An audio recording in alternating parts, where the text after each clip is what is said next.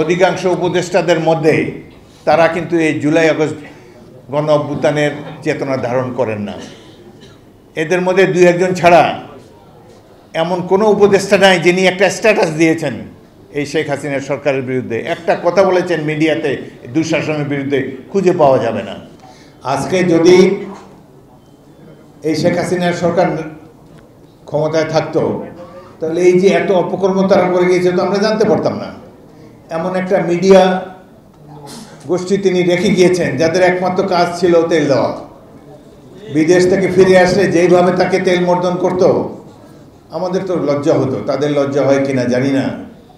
এগুলো কী ধরনের প্রশ্ন উত্তর বিদেশ সফরের পর আমরা টেলিভিশনে লাইভ দেখতে পেতাম।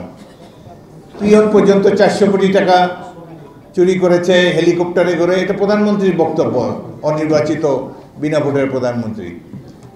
তাদের এমপি এবং অন্যান্য কেন্দ্রীয় নেতৃবৃন্দের কথা বাদই দিলাম, গ্রামে গঞ্জে ইউনিয়নে ওয়ার্ড লেভেলে পর্যন্ত যে সমস্ত আওয়ামী লীগের কর্মীরা রয়েছে লুটপাটের ফলে তারা লুটপাটের সাম্রাজ্য তৈরি করেছে। দেশে বিদেশে অগাধ বিত্ত অর্থ সম্পদ তারা রেখেছে। একটা প্রতিমন্ত্রী, ভূমি প্রতিমন্ত্রী 360টি বাড়ি শুধু লন্ডন শহরে, আমেরিকাতে আছে, দুবাইতে আছে।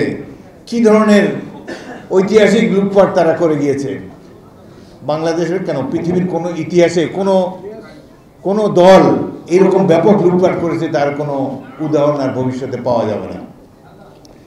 এরপরে আমরা সুযোগ পেয়েছি আল্লাহর রহমতে, বিএনপি এবং অন্যান্য বিরোধী দল এবং ছাত্র জনতারও অনেকে ত্যাগ স্বীকার করেছে, যার ফলে আমরা আবার নতুন করে গণতন্ত্র পুনঃপ্রতিষ্ঠার একটা সুযোগ পেয়েছি। সুতরাং এই সময় আমাদের উচিত সবাই যেন ঐক্যবদ্ধ থাকি। বিশেষ করে এই সরকারের প্রতি একটা জিনিস আমাদের বলতেই হয়, বসুন্ধরা ডায়াপেন্ট এখন আরও উন্নত। এই hot air through top sheet দ্রুত শোষণ করে সোনামণিকে দেয় কোমল অনুভূতি। এই সরকারের অধিকাংশ সদস্যের মধ্যে, অধিকাংশ উপদেষ্টাদের মধ্যে তারা কিন্তু এই জুলাই আগস্ট গণ অভ্যুত্থানের চেতনা ধারণ করেন না। এদের মধ্যে দুই একজন ছাড়া এমন কোনো উপদেষ্টা নাই যিনি একটা স্ট্যাটাস দিয়েছেন এই শেখ হাসিনার সরকারের বিরুদ্ধে, একটা কথা বলেছেন মিডিয়াতে দুঃশাসনের বিরুদ্ধে, খুঁজে পাওয়া যাবে না। তারা নিরুপদ্রব জীবন কাটিয়েছেন। এখন সুযোগ গেছে, বাড়ি হয়তো একটা পার্টিকুলার জেলায়, এই সুযোগে কিংবা অন্য কোনো একটি প্রতিষ্ঠানে কাজ করার সুযোগে আজকে উপদেষ্টা পরিষদে বসে গিয়েছেন। বসুন, কিন্তু ভুলে যাবেন না আপনাদের প্রধান কাজ হলো একটি সুষ্ঠু নির্বাচন দেওয়া এবং ক্ষমতা হস্তান্তর করা।